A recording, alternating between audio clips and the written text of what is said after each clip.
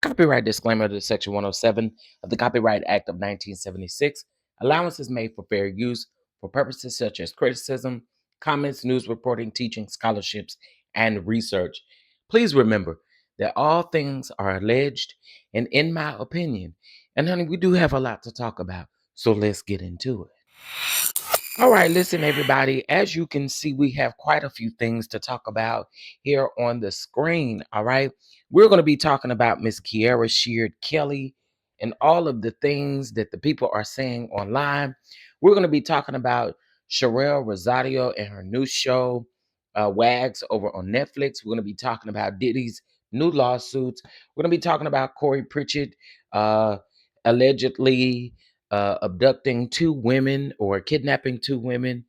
We're going to be talking about Gizelle Bryant versus Jamal's new wife, Kerri Bryant. Okay. But before we do any of that, make sure you hit that like button. Make sure you subscribe, comment, and let's get into it, honey.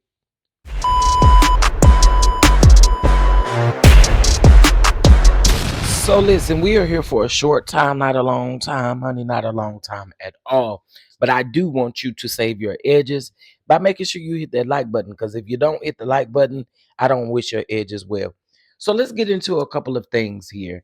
All right. So listen, first of all, I do have more that I'm going to discuss in this video that I don't actually have on the thumbnail, but we are going to be getting into also some other topics that I saw, such as Chris Brown suing for the documentary that came out about him, all of the things. Okay. So, first, that's what we're going to actually start with. We're going to get into Mr. Chris Brown himself. Okay. Let's get into it. All right, so let's get into it. So it says Chris Brown is suing Warner Brothers for 500 million, alleging that he was labeled as a serial R-word and abuser in the investigation discovery documentary Chris Brown: A History of Violence. Brown, through his attorneys, filed a lawsuit in California Superior Court for Los Angeles County on Tuesday, January the 21st. In the court documents obtained by People, it says the sensational singer 35 called out the October 2024 docuseries, which showed multiple women coming forward and detailing their allegations against and experiences with Brown. Now, Brown is suing Warner Brothers, Ample, and the documentary producers for allegedly defaming, uh, defamation, liable, and infliction of emotional distress through the claims made in the documentary. One accuser, identified as Jane Doe, alleges that Brown R-worded her in 2020. The R&B singer's attorneys denied the claims in the documentary, and the case is about the media putting their own profits over the truth. Tuesday's lawsuit claims, adding that the network aired the documentary knowing it was full of lies and deception and violating journalistic principles. The filing alleges that the women identified as Doe had previously been discredited as an alleged partner, okay, intimate partner. Let's just put it that way. The lawsuit states that Brown has not ever been convicted of any sexual crimes. However, the project paints him as a serial R word and a sexual abuser. Now, Brown's attorneys say that he has worked hard at redeeming his reputation over the past decade. In 2009, of course, he had the situations with Rihanna and more. Okay, so his attorneys is not here for it. Now, the filing addresses Doe, who, according to the complaint, originally sued Brown in January of 2022, alleging that he actually assaulted her on Sean Diddy Combs' yacht in Miami. Now, child. Now, Brown's lawsuit includes alleged screenshots of a restraining order that Doe's boyfriend allegedly filed against her in 2021, claiming that she physically assaulted him, threatened him with a knife, and harassed him online. After being put on notice that their documentary contained false claims and violence, they still aired the documentary. All right. So, again, he is suing for $500 million. Do you guys think that Chris Brown has a lawsuit here? I do think it is defaming his character. They did make it seem like, he was that person. Now, I wasn't there, so I don't know the experiences. Now, one could say that they probably do believe the experiences and they do believe the ladies, and I'm not here to say that I don't believe them. You know what I mean? But do you guys feel like his lawsuit for 500,000? I mean, I'm sorry, 500 million is going to be good, and he is requesting that in damages, and he is requesting a jury trial, child. Ooh, child. Okay, child. So let's get into the used to be first lady and the now current first lady of the New Breed church. Now, Gizelle ain't never been no first lady of New Breed church, but the Baltimore church that they had. Okay, so let's get into it, child. So it looks like here, child. Um, Giselle made a comment on the Real Housewives of Potomac where she stated that when they were asking her, was she going to the wedding and do they have a wedding day set and have the girls met his new wife, all of the things, right? So it's then asked, do she think she looked like Kerri Bryant? Kerri Bryant, Dr. Kerri Bryant is Jamal's new wife, right? So, child, Gizelle goes on to say that she isn't on her level. Now, I've already stated this before. I don't necessarily agree with that because, Mama, from what I hear about Miss Dr. Kerri Bryant, she is established. She got it going on. I've heard a lot of great things about her. I don't know these people personally, but I have heard a lot of great things about her. Well, it looks like Dr. Kerri Bryant clapped back, okay? Because this is shade all up and through this post. So she posted, and very interesting that they are sorors, okay? They are sorority sisters here. You see the pink and green. So she says, put me at a table where women support other women. Being a mean girl ages you, honey. And who has time for that when you can be living loving, glowing, and aging gracefully? It's the glow for me. Drop a chair, sis, if you've got room at your table. Child. Hashtag still celebrating my birthday. Hashtag women who support women. Hashtag black girl magic. I didn't expect her not to clap back, okay? Because I would have clapped back at Gizelle too. Gizelle is just I can't with Gizelle, okay? I just cannot with Gizelle. But anyway, y'all let me know what y'all think about this. I think that uh Giselle thought that she probably would not respond, and she let her know that she responded. Now she didn't tag Giselle or anything like that, but we clearly know that she's talking about, seemingly talking about Giselle in this post and clapping back. And again, one would say that Jamal is no prize, but then another would say, "Oh, girl, Gizelle, you shouldn't have said nothing like that." Because again, all you do have, or all we seen you have, is the Real Housewives of Potomac. So you saying that that lady ain't on your level? What do you mean financially? You mean celebrity wise? She now with your ex husband, so you can't say celebrity wise. So what exactly did you mean by that, Jizzy? Jizzy Neck. Exactly what did you mean by that? Child, I guess, honey. Let's move on. All right, so let's get into this very unfortunate story, okay? So this is a 45-year-old Brazilian influencer who unfortunately passed away after undergoing general anesthesia for a back tattoo.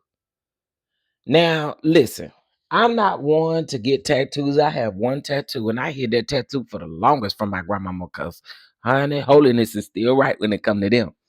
But and I actually don't even like it, to be honest. And it has my, at the time I had lost my brother and my mother, and it has their initials and stuff in it. I don't really like it. But anyway, that's besides the point. This man's story is very unfortunate and very sad. So this is reported by On Site. Shout out to On Site. On Site says that a Brazilian car influencer, Ricardo, and I don't know how to say his last name, he sadly passed away while getting a back tattoo. His death was announced on his Instagram account on January the 20th, where he had over 200,000 followers per the Independent. Now, the post reads, "Today, we say goodbye to Ricardo, an incredible person who left his mark on the hearts of all who had the privilege of knowing him. His joy, generosity, and light will remain present in our memories and in every story he helped to build. May he rest in peace. It added. Now, the influencer hired a tattoo studio to create a full back tattoo using general anesthesia at a hospital in uh, Carina, Brazil. Okay.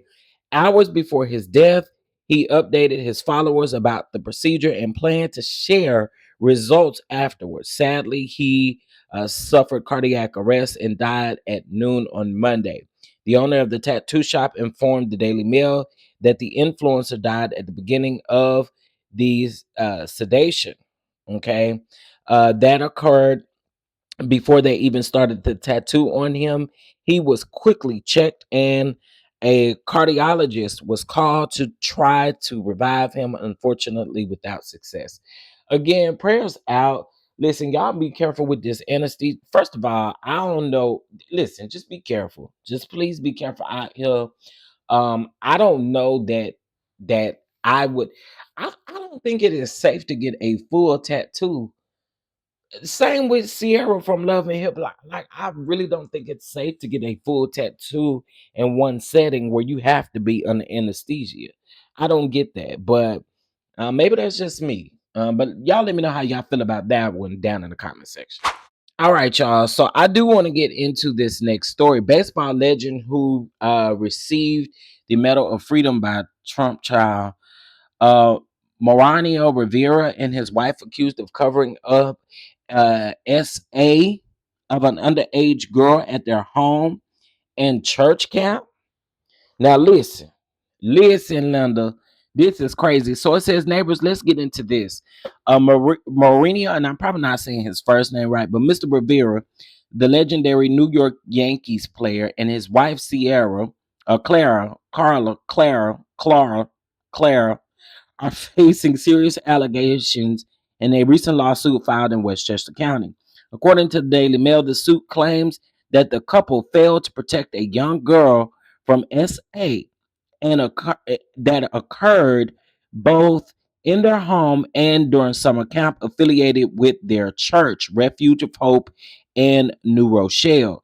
The plaintiff the plaintiff, referred to as Jane Doe, alleges that Clara Rivera, encouraged her to attend a summer internship in Gainesville, Florida, hosted by the Ignite Life Center associated with the church. During her time at the camp, Doe was reportedly abused by an older female camper who subjected her to repeating acts of sexual misconduct in the camp's uh dorms and showers. Child. Now, see, this the type of stuff I can't get with around there at the church. The place is supposed to be a hospital. But see, now we don't hear it often that a Jane Doe has been, taken advantage of by another woman. So this is very interesting. This is a little bit different here, okay? Not saying that it can't happen at all. Please do not get me wrong. I am not at all here for this, not one bit. I think they both needs to be up under the jail if they knew this stuff was going on. Listen, it it's not a game out here for y'all to be playing with people who tell you no, who don't want it, who don't like stop it. It's that simple. But to think that you guys would cover up something like this, and again, we're talking about the church that is supposed to heal people. This is just absolutely absurd, and I bet you I won't. This is ridiculous. Let me know how you guys feel about this because, again, I think that this is utterly disgusting. Okay, it is utterly disgusting. There's nothing cute about it. Okay, I- this is this is gross. Child.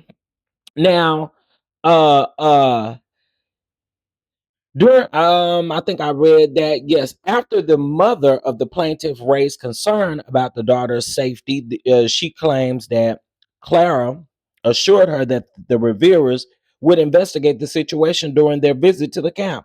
However, upon their arrival, the lawsuit alleges that both her and him isolated Jane Doe and pressured her to remain silent to protect the church reputation. The alleged abuse did not end there. In August of 2018, during a barbecue at the Rivera's home, the same camper was invited and reportedly abused Doe again.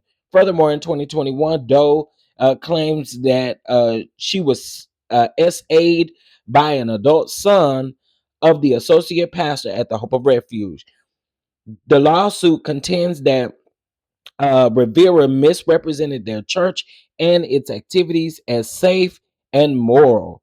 Despite being aware of the risks involved, Rivera, who played for the Yankees from 1995 to 2013, and is celebrated as one of the greatest closures in MLB history, has not publicly commented on the allegations. And I think it's probably best you should shut up, you dog. Y'all some cowards. I can't stand people like that. But guess what? There are going to be people who are going to defend them.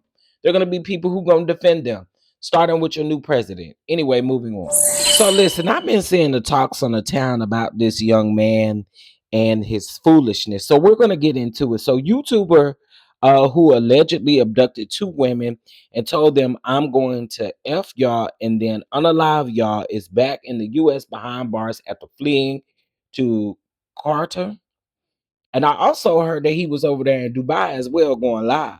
Now, a YouTube star from Texas who fled to Carter, I hope I'm saying that right, while facing aggravated kidnapping charges for abducting two women and taking them on a wild high speed car ride, is back in the States and behind bars, according to prosecutors. It says that Corey Pritchard, 26 of Houston, is accused of threatening two victims with a gun, allegedly praying with them at one point before dumping the pair off on the shoulder of the highway, telling them that this is your only opportunity.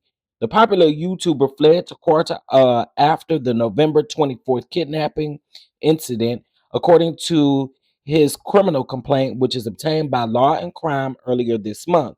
The victims were found by deputies with the Waller County Sheriff's Office near a way station off the Interstate 10 in a Brookshire area after a local resident saw the women walking on the side of the road and called 911. Pritchett was taken into custody on January the 17th and charged with aggravated kidnapping, according to the Harris County court records. He was still being held Wednesday on a $100,000 bond, with his next court date set for Thursday, which would be 1/23 of 2025. Pritchard's financial affidavit shows that he requested the services of a public defender and has reported a monthly income of zero to go with no listed assets. He describes himself as being self-employed content creator for the past 9 years and 7 months, according to the affidavit. On YouTube, Pritchett has over 5 million subscribers across his two channels. One is for his personal videos, and the other is for his family posts with his wife and his two children. Now, you got a wife and two children, and you decided to do something like this, you dog-faced bastard.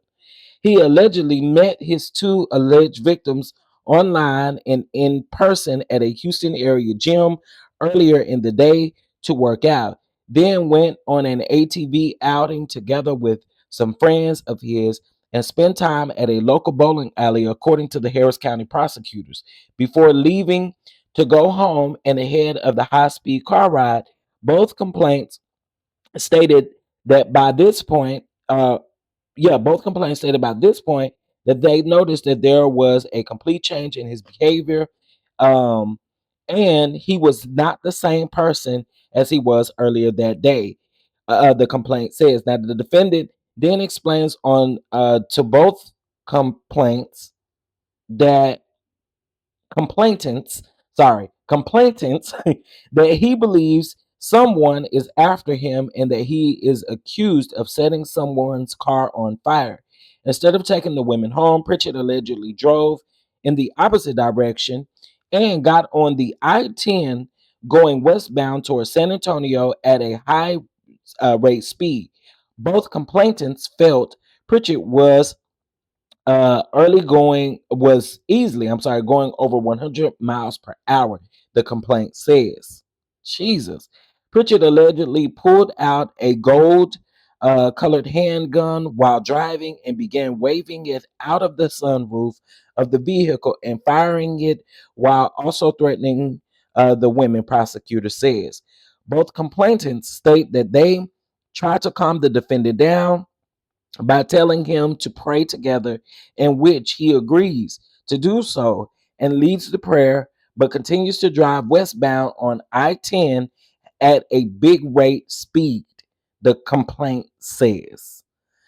Child, this man got too much going on. Okay. Now, they're saying that a letter to the internet is gonna be a ball. Pritchett wrote on January the 4th in the Instagram post. You see, it says accused, right? On January the 5th Instagram post, Pritchett says, United States, I'm on the way. I have a meeting with Houston, and I think it was like Houston. He was saying Houston, but he had a meeting with the law enforcement, Houston's law enforcement. So, child, I had seen this some time ago, but I hadn't covered it. And they're still allegedly talking about it, I guess, again, because he has court on Thursday. So, listen, I don't know when y'all may see this, but yeah, I'm gonna keep you updated. How about that? How about that? All right, y'all make sure y'all hit that like button for your boy, please. Thank you. All right, so let's go ahead and get into this Diddy news, child. Now, neighbors, Diddy is fighting back. Sean Diddy Combs is taking legal action against Courtney Burgess and a grand jury witness and attorney Ariel Mitchell, accusing them of spreading false claims and fabricating stories for media attention. The lawsuit alleges that the pair fed the public outlandish claims and baseless speculation, including accusations that Diddy possesses video evidence of actual SA involving celebrities and minors, a claim that he vehemently denies. Okay, according to TMZ, Diddy also disputes Burgess' assertion that he received Kim Porter's memoir directly from her, noting that those closest to Porter, including her children, okay, and longtime roommate, never heard of Burgess. The lawsuit following a cease and desist letter previously issued by Diddy's children, warning Burgess against releasing the alleged memoir. In response, Mitchell called the lawsuit a pathetic ploy to silence victims and hinted at plans to countersue, um, accusing Diddy of dodging, I'm sorry, existing legal battles. So, child, Diddy is trying to fight back out here, girl. But yeah, I guess we'll see how that goes, right? Anyway, again, y'all make sure y'all hit that like button. Again, we'll see how that one goes. Okay. But anyway, I didn't believe that memoir or whatever that was. I didn't believe that was Kim Porter's last words or whatever. I just didn't believe it.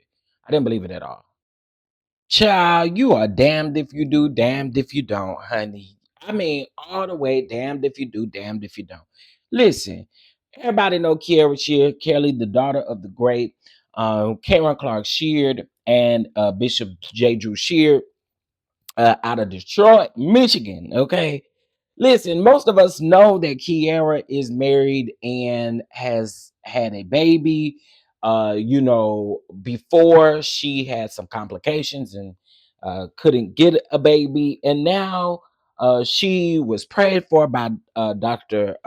Todd Hall, and here we are now, and she now has a baby. I believe that baby getting ready to be one soon, if not already. Now, listen, here's what's very interesting to me. So she made this post, right? And the post says, my family hashtag the joy of being a wife and a mother. The whole household has been in my guts. Hooray. Now listen, y'all want the Saints to not have a sense of humor. Y'all don't want them to laugh. Y'all don't want them to do nothing, okay? The comments were saying, "Oh my God, let's compare her to Sexy Red." Y'all sound stupid and ridiculous. Shut up, shut up, shut up. The woman is married, okay? If she want to talk about somebody being all up in her guts and it's her husband, what difference does it make to you? Nothing. Shut up, shut up. The main ones that's talking, you gutter snipe too. You talk nasty. You do all of the things of the things. Y'all just be trying to find something to come at folks about. Kierra, honey, let that man play all up in your guts. That's your husband, somebody you've been waiting to play in your guts with. Okay, no sex before marriage, no this, no that. So when she now talking about the stuff, they talk about, oh, it's a Disney post. Oh my God, where's your decorum? Where's your decorum? And half of the people that saying it don't even got no damn picture on their Instagram. Shut the hell up. Go to hell. Y'all always got something to say. She ain't tell no lies. The baby was in her guts, and so was her husband. Everybody in the household was in her guts. What's the tea, honey? Y'all over here really mad? Girl, get a life. I was like in the comments. I'm like, girl, she married. Laugh a little, y'all. Girl, we got other things to be worried about. Y'all worry about this president that y'all got in office that's taking away all of these doggone rights and stuff that we got going on, putting all these executive orders in. But instead, you got the nerve to be down in the comments talking about she don't got no decorum. I guess because she's supposed to be a gospel singer.